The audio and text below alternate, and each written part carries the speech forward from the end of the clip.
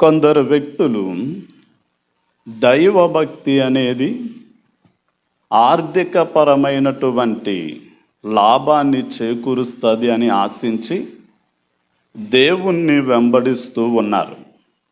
దానికి గల కారణం ఏంటి అంటే, కొంచెం మంది దైవజనులు వారు బోధలు ఎలా ఉంటున్నాయంటే, ఒకప్పుడు నాకు ఏమీ లేదు, నాకు కేవలం సైకిల్ ఉండేది, ఆ సైకిల్ని దేవుడు మోటార్ సైకిల్గా మార్చాడు, ఆ తర్వాత కారునిచ్చాడు, ఇప్పుడు మంచి బంగళా ఇచ్చాడు, నాకు స్థలాలు, పొలాలు, డబ్బు, వెండి, బంగారం నేను కలిగి ఉండేలా దేవుడు నన్ను ఆశీర్వదించాడు.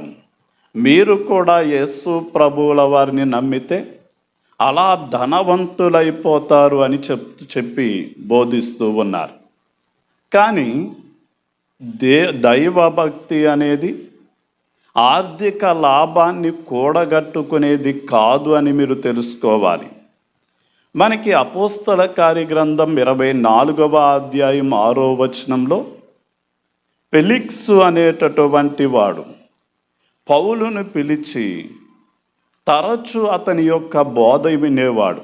ఎందుకు అంటే అతని ద్వారా ద్రవ్యం, ధనము దొరుకుతుంది అని అతడు ఆశించాడు.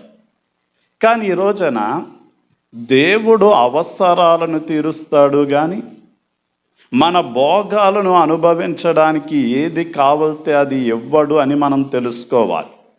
ఆది సంఘం దేవుణ్ణి నమ్మిన తర్వాత దేవుడు తన ఏకైక కుమారుణ్ణి మా కోసం ఇచ్చేశారు అని వారి స్థిరాస్తులను అమ్మి దేవుని సేవ నిమిత్తం ఖర్చు పెట్టారు.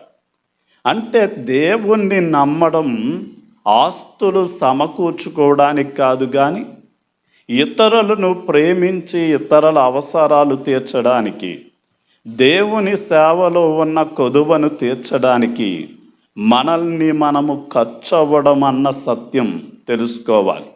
ఒక కొవ్వొత్తు తనను తాను కరిగిపోతూ వెలుగునిచ్చినట్లుగానే మనల్ని మనం ఖర్చు అవుతూ దేవునికి మహిమ తెచ్చేవారిగా, ఇతరులకు ఆశీర్వాదకరంగా ఉండడానికి పిలువబడ్డాం.